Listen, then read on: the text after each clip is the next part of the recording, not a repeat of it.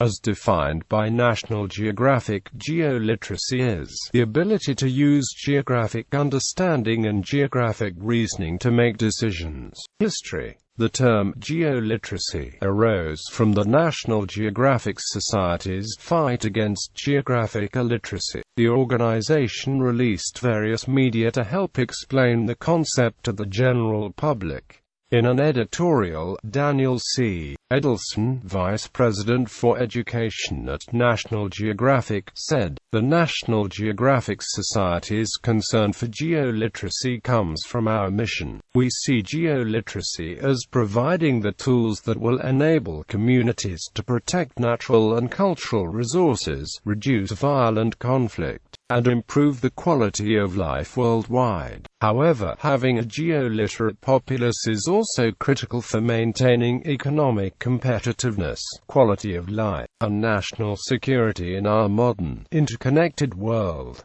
and have released various media to help explain it to the general public. In addition, the National Geographic Society set up the Fund for Geoliteracy, in which donations help fund the printing of materials for education, professional development for the educators, and programs to help build awareness of the importance of geoliteracy. Components. According to Edelson, the three components of geoliteracy are interactions, understanding of human and natural systems, interconnections, geographic reasoning, implications, systematic decision-making, educational activities. Kid World Citizen of site which provides multicultural educational activities to teach kids about the world, and who listed the following age-appropriate lessons to increase geoliteracy in primary school students. Explore different homes around the world and guess why the types of home fit their environment. Discover why certain cultures celebrate certain holidays and what is important to them. Investigate different habitats and biomes, such as the rainforest. Look at tangible ways kids can prevent their destruction. Surround kids with geography. Study maps, create maps, follow maps, play with maps. The more you develop the spatial intelligence when the younger, the more kids will understand the place in this world. Learn about the water cycle and the conserving and managing our freshwater resources. Research your child's favorite animal, turning it into a global lesson about protecting the habitat and food sources. What decisions can we make that will affect the outcome of this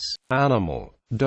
Research studies and education projects. In 2012, Integrate held a module author meeting from May 16 to 18 on the topic, Earlier Uses of the Term Geoliteracy.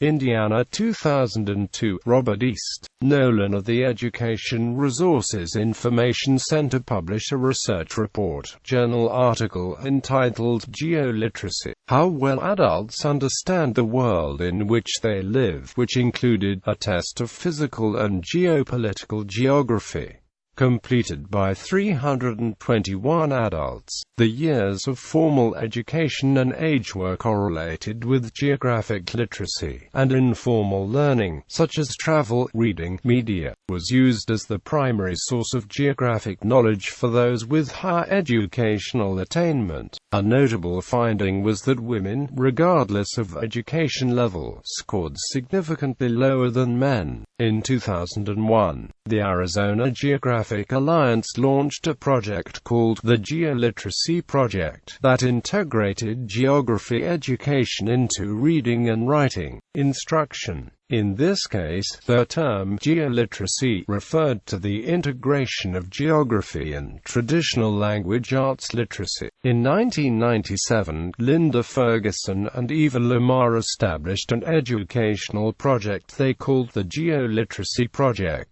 Lamar describes geoliteracy as the use of visual learning and communication tools to build an in-depth understanding, or literacy, of geography, geology, and local history.